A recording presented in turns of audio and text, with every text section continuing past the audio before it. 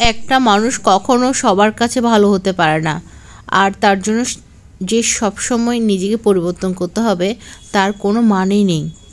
মানুষের আসল সৌন্দর্য অর্ধেক তার কথায় আর বাকি অর্ধেক তার মানসিকতায়। সহজেই পেয়ে গেলে মানুষ মূল্য দিতে জানে না। আমাকে যে যা বলে চুপচাপ শুনি, কারণ জবাব দেওয়ার অধিকার শুধু সময়কে দিয়ে রেখেছি।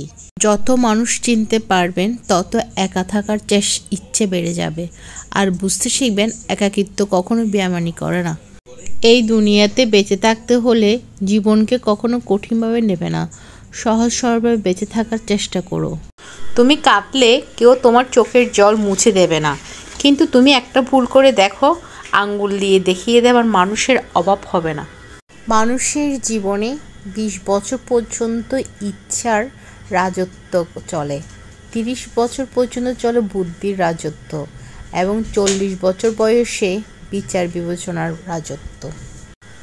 কোনো সরল মানুষকে যদি দেখেন হঠাৎ করে চালাক হয়ে গেছে, তবে বুঝবেন জীবনে তাকে অনেক ঠকানো হয়েছে। মনকে নদীর মতো ভাসতে দাও, ফুলের মতো দাও, কিন্তু খারাপ মানুষের সাথে মিশতে দিও না, মিশলে জীবনের অর্থ খুঁজে পাবে না। সময় আর পরিস্থিতি মানুষকে একটাই বদলে ফেলে, যেটা মানুষ কখনো কল্পনাও করতে পারে না। তুমি মিশতে যেও, তবে সস্তা হতে যেও না। তুমি সবাইকে মূল্য দিও, তবে তুমি নিজের মূল্যকে বিলিয়ে দিও না।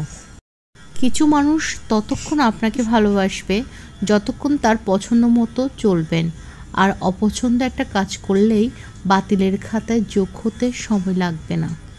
মানুষ আপনাকে নিয়ে ঠাট্টা করুক, আপনাকে নিয়ে হাসুক, আপনাকে আঘাত করুক, তাতে কিছু হবেই না, কিন্তু তারা যেন আপনাকে থামাতে না পারে।